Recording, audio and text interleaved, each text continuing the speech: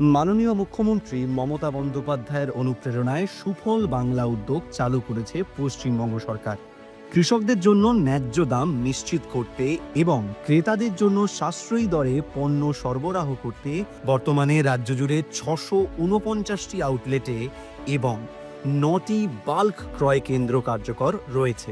প্রতিদিন প্রায় 3.5 লক্ষ সাধারণ মানুষকে পরিষেবা দিচ্ছে এই উদ্যোগ এবং 80,000-এরও বেশি কৃষক এর সঙ্গে যুক্ত। এই উদ্যোগের সঙ্গে প্রায় 5 লক্ষ কৃষক সংগঠনও সক্রিয়ভাবে যুক্ত।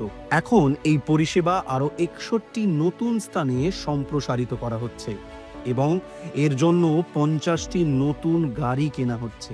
সুফল বাংলাও ভালো কাজ করছে, তাদের আরও নতুন 100টা আউটলেট হবে, সব মিলিয়ে প্রায় 700 আউটলেট হবে এবং বিভিন্ন জায়গায় বিক্রি হবে এবং চাষিদের কাছ থেকে কিনে নিয়ে তারা বিক্রি করছে, মানুষের কাছে সস্তায় দিচ্ছে। এটা কিন্তু বড় ব্যাপার। তাতে চাষিরা উপকৃত হয়, লোকেও টাটকা জিনিসটা পায় এবং সুফল বাংলার মধ্যে দিয়ে আমরা মানুষের যে সুফলটা সেটা কিন্তু আমরা পৌঁছে দিতে পারি।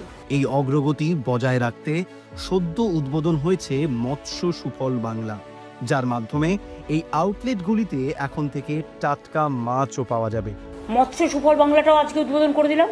মাছও সুফল বাংলায় বিক্রি করবে, এটা তো ভালো। যারা ভাতে মাছে থাকে তাদের জন্য সুখবর।